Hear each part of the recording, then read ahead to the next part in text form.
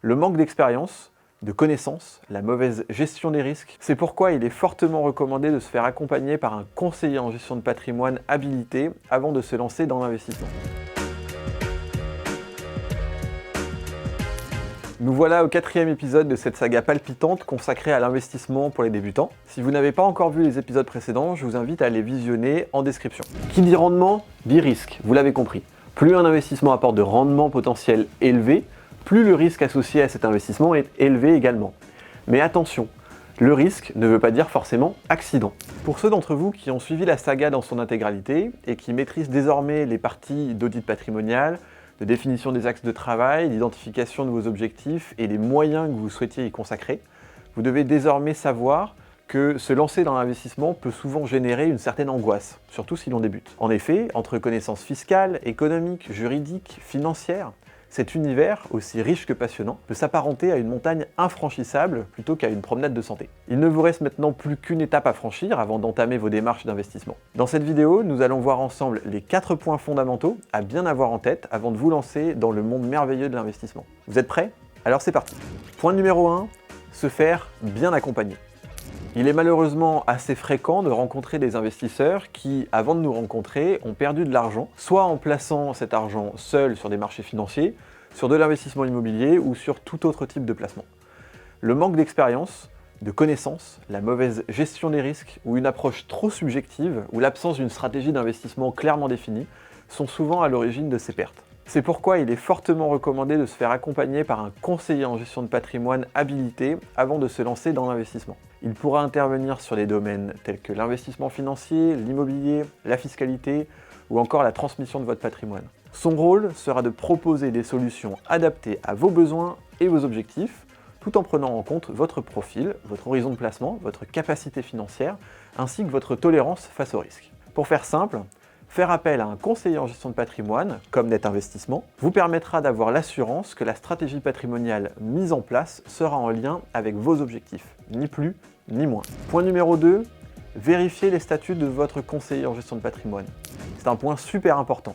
Vérifiez que la personne qui vous accompagne soit en mesure intellectuelle et juridique de le faire. Il ne vous viendrait pas à l'idée d'aller consulter un médecin qui ne l'est pas. Alors il doit en être de même avec votre conseiller en gestion de patrimoine. Il est quand même question de votre épargne et de vos projets futurs. Lors de votre premier entretien avec la personne qui sera en charge de vous accompagner dans la mise en place de vos projets et dans le suivi de ces derniers, il est fortement recommandé de vous arrêter quelques instants sur 4 points.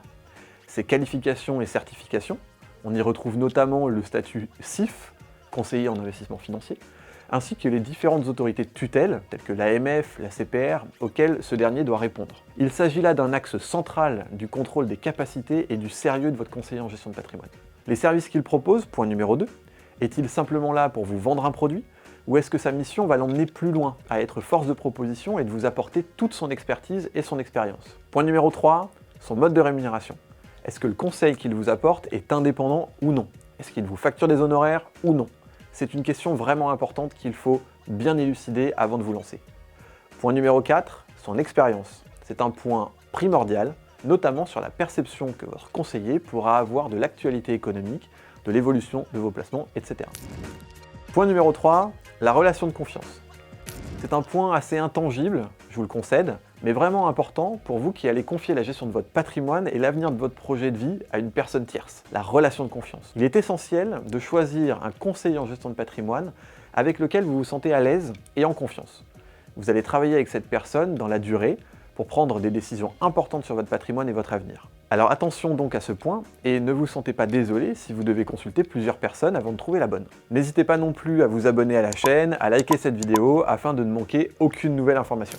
Point numéro 4, la mise en place de la stratégie d'investissement. Une fois votre chef de projet patrimonial choisi, la stratégie d'investissement validée, il ne vous restera plus qu'à initier et finaliser la mise en place des investissements retenus. Pour cela, votre conseiller en gestion de patrimoine sera évidemment à vos côtés pour vous assister dans cette étape administrative. Au-delà des bulletins de souscription et de la mise en conformité de vos investissements, vous devrez avoir la capacité de pouvoir justifier l'origine et la traçabilité des fonds investis. En effet, depuis quelques années, votre conseiller en gestion de patrimoine doit entre autres se conformer à la réglementation LCB-FT, la lutte contre le blanchiment d'argent et le financement du terrorisme. Point bonus, le suivi de vos investissements. Une fois la stratégie retenue mise en place et les investissements réalisés, il sera primordial d'assurer correctement un suivi régulier de vos investissements. Votre chef de projet patrimonial s'acquittera de cette tâche indispensable pour vous et vous proposera de réaliser des points de gestion à intervalles réguliers afin que vous soyez informé de l'état de vos placements. Et voilà, nous achevons ensemble cette superbe saga sur comment se lancer dans l'investissement. J'espère que ces vidéos vous auront plu et surtout qu'elles vous permettront de vous repérer plus facilement dans les méandres des solutions de placement.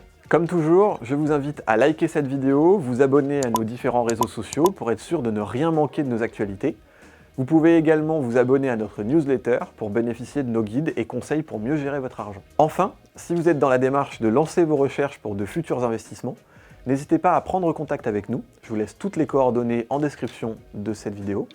Nous serions ravis de pouvoir vous accompagner. D'ici là, je vous dis à très bientôt pour de nouvelles aventures et à très vite sur Net Investissement.